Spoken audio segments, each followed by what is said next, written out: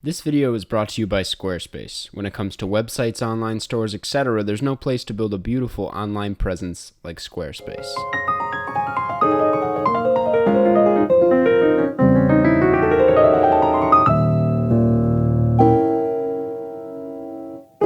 For years, Warner Brothers tossed around the possibility of an animated film centered around Legos, the iconic children's toy. This idea on paper definitely left a lot of moviegoers a bit skeptical. When the news of this movie started circulating, fans of both the movies and of the toy all collectively went, okay. But then we got the trailer and everyone was like, oh, maybe this will be good. It does look pretty great. And then we got the movie and people loved it. I am not quiet about my love for the Lego Movie. In fact, I'd go as far to say it's my favorite animated film of the last decade, inching just a little ahead of Spider-Verse. I have a Lego tattoo. I mean, give me a break. There didn't really seem like there was an animated film out there that really embraced the potential the subject had while also making it clear that you can go so much further than this. The possibilities that come with this toy are just one overpriced $60 spaceship set away from being in your hands. Aside from getting a snub at the Oscars that nobody can make sense of still, it was pretty hard to not accept the fact that the Lego Movie looked and felt overwhelmingly fun as a cinematic experience. It's so good, they should have called it the Lego film, you know what I mean? While I do think the Lego Movie is fantastic on its own, I think part of why the initial praise for this thing was so overwhelming was because expectations were overwhelmingly low. Anytime Hollywood adapts a successful piece of content meant for children into a movie,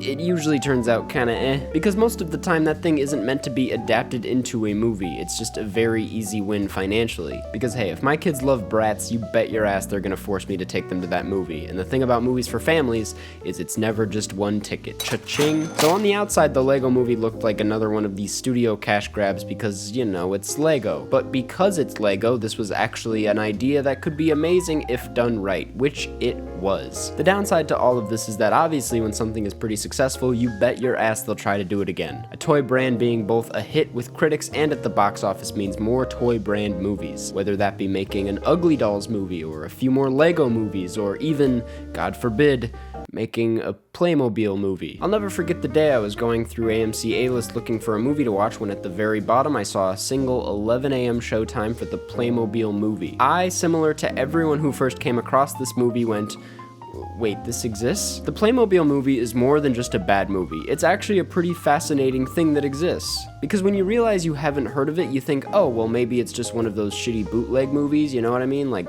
Ratatouille. A movie that is just kind of a meme at this point and not meant to be a blockbuster thing. But as you'll come to learn, this was not that. This is a $75 million movie. It's like a movie, you know what I mean? It's hard to talk about this without getting into the juicy deets, so I'll kick this off sooner rather than later. I'm gonna talk about how this movie came to be, the disaster of making it happen, and try to make sense of what this movie is. This isn't necessarily me answering why the Playmobil movie exists, it's more like me answering how the Playmobil movie exists. Just a year after the release of the Lego Movie, it was announced in a Variety article that production for a Playmobil movie had launched, with US distribution in place. What was interesting about this was that there weren't any particularly big names behind the project at this point, and by big names I mean big studios. In fact, the studio behind it was On Animation, the company behind Little Prince, an animated film that premiered earlier that year at Cannes and was well received. This article also announced that Open Road Films acquired distribution for the film and Bob Persichetti was set to direct. Now Bob is an interesting part of this whole deal because as we know now, he didn't end up directing this movie. In fact, if his face looks familiar, it's probably because you recognize him from this. What's that, you ask? That's him on stage accepting the Academy Award for Best Animated Feature for Spider-Verse, the film he directed. How he got that position is pretty hilarious. He initially went to Sony to pitch the Playmobil movie with a treatment and a script and everything. Sony was interested at first, but eventually it all just kind of fell apart naturally, not only with but with Sony as well. But that pitch must have been pretty damn good because they did offer him Spider-Verse, which Phil Lord and Chris Miller were working on. And if those names sound familiar, they're the minds behind the Lego Movie. Funny how things work like that. But everybody calm down. The film did eventually find its director, Lino Di Salvo, who worked at Walt Disney for 17 years. He was actually a pretty big part of Frozen from what I know. From the interviews I've seen, I really don't have a lot against Di Salvo. If anything, I do like what he wanted to do with this project. Di Salvo wanted to pay tribute to toys, specifically Playmobil, and what it means to have that freeing feeling of playing with a toy toy as a kid. He wanted to embrace the role-playing aspect of playing with toys and made it so the hero is whoever the players want it to be. He even interviewed over 200 Playmobil fans to get an idea of what people love about the game. In short, he wanted to make a movie for Playmobil fans, and I respect that. In June of 2018 at the Annecy Film Festival, it was announced that this film would be stacked out the ass. By that I mean a lot of big names were attached. Through Deadline, it was announced that Anya Taylor-Joy from The Witch, Jim Gaffigan, and Daniel Radcliffe would all lead the voice cast for the film. It was also noted that Adam Lambert and Meghan Trainor would write music for it. Guys, how could you not be hooked? So from 2016 to 2019, the film was made, and in June of 2019, it not only premiered, it opened for the 2019 Annecy Film Festival. How'd it go? Could have been better. As noted on Cartoon Brew, it caused large numbers of the audience to leave in the middle of the film. I mean, you gotta be really disturbing to make that happen. Either that or just be really bad. For a film festival that is home to films like The Breadwinner and Loving Vincent and Paranorman, it makes sense for something that feels like a waste of animation talent to not go over well for a lot of people. But then again, I don't know if this movie would have gone over well anywhere, unless it premiered at like Playmobil Fest. Point is, things are already off to a rocky start as far as the quality of the film goes, but that's only half of why this thing tanked. You see, in September 2018, just a year before this premiere, Open Road Films, the studio that planned on distributing this, filed for bankruptcy. Because of that, they dropped this film as well as Arctic Dogs, which is an entirely separate video altogether, Jesus Christ. So Styx picked it up. You know, Styx, also known for Ugly Dolls. There are a few factors in why this movie went unknown, and I think Styx is behind a lot of it. First, the film planned on premiering August 30th. That's when I discovered it. I saw it on A-List and was like, okay, sweet, I'll have to see it. And then all of a sudden it was September and I realized I never saw it, nor do I remember it coming out at all. And that's because Styx delayed the film to December 6th so that it doesn't have to compete against Angry Birds 2. And December 6th is the first week of December, historically a box office dead zone, and also Frozen 2 opens around the same time. Surely it has a better chance against Frozen 2 than it has against Angry Birds 2, right? The crazy thing is, I only became aware of its December release upon researching for this video.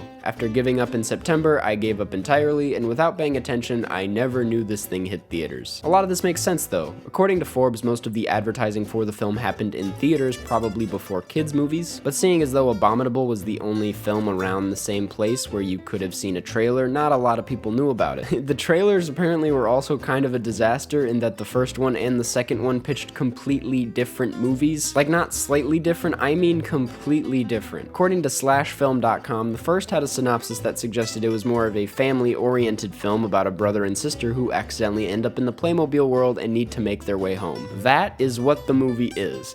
There's nothing wrong with it. That's just what it is. But the second trailer completely gets rid of that idea, doesn't acknowledge that there is a brother and sister thing, and makes Daniel Radcliffe's character out to be the main protagonist. Like he's the star of the damn thing, which he is not. He partners with the girl who is the sister, the actual main character, and this driver to try and rescue a bunch of disappearing people. That's not what the movie is. It's literally clickbait on a $75 million scale. That might not seem that crazy to anybody who hasn't seen the movie, but if you've seen the film and you've seen that second trailer, it's hilarious. Styx only spent $3 million on marketing for the film and even encouraged theaters to offer $5 tickets to see it. What I'm trying to say is it was just really sad. It all boiled down to being one of the bigger financial failures in recent years, and kind of a shitty film too. Apparently, it was supposed to be a trilogy. Now, I watched the movie because to make this video, you kinda have to, and it really is as bad as everyone makes it seem. While I do feel bad for it because it's pretty harmless, I also don't, because it makes total sense for why something like this sucks so hard. Well, first off, it's a musical, so yeah, right? Like, come on. But the thing is, there are only like 6 songs, 2 of which are written by Adam Lambert and Meghan Trainor, as I noted earlier. This has been pointed out a few times already, but I'll say it again. Obviously, this musical aspect of the film is completely unnecessary and only exists because Everything Is Awesome was a successful thing. But yet again, that song was self-aware, kind of funny, set the tone for the film. This music has nothing to do with it. It's about as generic as it gets. Oh, we got the goofy, quirky song for the film. Oh, we got the inspiring song for right before the climax. Go figure. I mean, what were they expecting? Anya Taylor-Joy has done too much good and has too bright of a future for me to say anything remotely bad about her, so I'm really just not even gonna touch her contribution to this. All I'm saying is she deserves a lot better. Daniel Radcliffe is barely in this, especially for what the trailer leads you to believe. Kenan Thompson is also in this, and I fully believe it took him half an hour to do all the voice work for his character. It's like one of the worst pirate voices I've ever heard. I've never never heard someone more confused with what voice they're trying to pull off. Sounds like a different guy every time he says something. And then there's the actual plot of the film. It starts off with the parents of these kids dying, like super mysteriously. And also you're like, oh, I guess we're taking a darker tone with the film, even though 2 seconds ago we were listening to Anya Taylor-Joy hopping around on some furniture. But no, they just kind of kill off the parents and then they never speak of it again. They do that as a way of setting up some sort of emotional moment in the end, but like they barely touch on it, so it doesn't work at all. It feels like this really pointless part of the movie that barely serves a purpose. They just kill off parents for no reason. Then after that, things are pretty standard. She loses her brother and she has to go find him, but she meets up with this guy in a van with crazy hay. They go to a western town, sounds very familiar. Then they meet up with this big Jabba the Hutt-like character. They find Daniel Radcliffe. Then they duke it out in a stadium.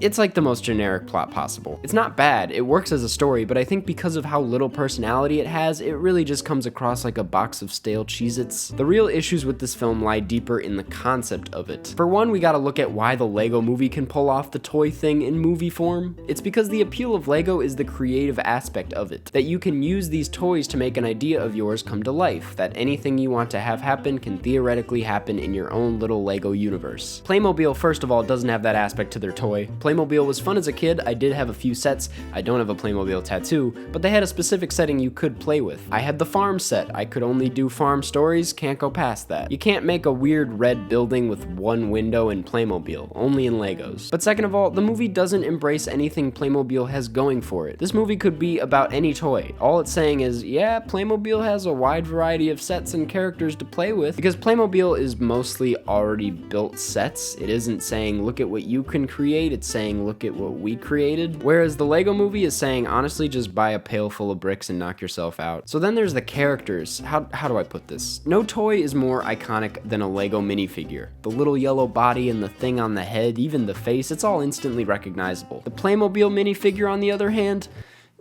I personally like them. I think they kind of look hilarious, simple, and kind of cute, but there isn't a ton to work with there. Which is why in the movie they end up looking like this, which is, to be honest, so far from what they look like in real life. You got the head, and you got the arms, and the legs kinda. Nice. Like, props to DeSalvo for really trying to capture the childhood innocence of playing with toys, but through that he completely forgot what toy he was making a movie about. The man didn't even figure out the hand thing right away in this interview. What you get in the movie is just a bunch of characters who have round heads navigating a bunch of different locations. That's all this movie has to say about Playmobil. I'd love to come up with a better way of using this toy in a movie, but I can't really because it's Playmobil, which is me saying it shouldn't have been a movie to begin with. There is something kind of nice about this whole thing though. So often it feels like we get frustrated and upset over remakes and unnecessary sequels and adaptations that didn't need to exist, but the thing is, those films most of the time seem to do pretty well. They feed into the system and give the industry reason to be lazy. Whereas this film, on the other hand, is living proof that there's a film trend that shouldn't have been a trend to begin with. It's ironic for me to talk about this because videos where I typically bash a movie that exists only to make money off of are typically my best videos, and most of the time while they are fun, I have a great time with these videos, my biggest takeaway is often, oh hey, that got a lot of views. Which is to say I'm ranting about the very thing I am also doing, and I bring that up because while there is a profound sense of guilt whenever I hit that realization, I also think it's human to crank out something fun and easy out of necessity for tangible gratification rather than pride. In short, sell out, but have some fun with it, you know? The Playmobil movie is desperately trying to have fun, and it just can't. While I think Playmobil works better as a movie compared to Tom Hooper's Cats, I think Cats is more interesting as a film, which is crazy to say because Cats doesn't work as a narrative at all and is very boring to watch, and Playmobil is a story we've seen hundreds of times before. It should work. I'm not saying be the next Cats, I'm saying try to be something new. Cats is different, it's an awful kind of different, but it's different. It tried. Playmobil the movie should be and probably was a wake-up call to a ton of people that you can't always plug a successful brand into film and automatically make a hit out of it. Between Ugly Dolls, the underwhelming performance of the Lego Movie 2, and obviously this, I think everyone is on board with not making movies out of toys anymore, at least for a while. I think it's kind of funny how this movie was initially pitched because of the success of the Lego Movie, and it also tanked because of the failure of the second Lego Movie. Phil Lord and Chris Miller not only did something so so good they sparked what is essentially a $75 million bootleg, but they also just stole the original director to make the second best animated film of the decade. The Lego Movie said, "I brought you into this world and I will take you out." I think the moral of the story here is just because it worked once does not mean it always will. So I guess that's all I have to say. Thanks for watching. Go watch the Lego Movie, not the Playmobil movie. Form your own opinion. And before you head out, I want to give a quick thank you to this week's sponsor, Squarespace. If you have an idea or a brand and you need to push that idea further by turning it into a website, there's no better place to start than with Squarespace. Thanks to a wide selection of award-winning designer templates, Squarespace will make whatever that thing is look amazing. They have 24-hour customer service to help you with any problems you encounter. My dad is actually using it to build a website right now, and not only does the website look amazing, but he said the process could not have been any simpler. And if my dad is saying something like that, you know it's true. The best part about the whole thing is that if you go to squarespace.com/Karsten, you can get 10% off of your first purchase. Once again, thanks so much for watching. Make sure to check out Squarespace, and I'll see you guys in the next one.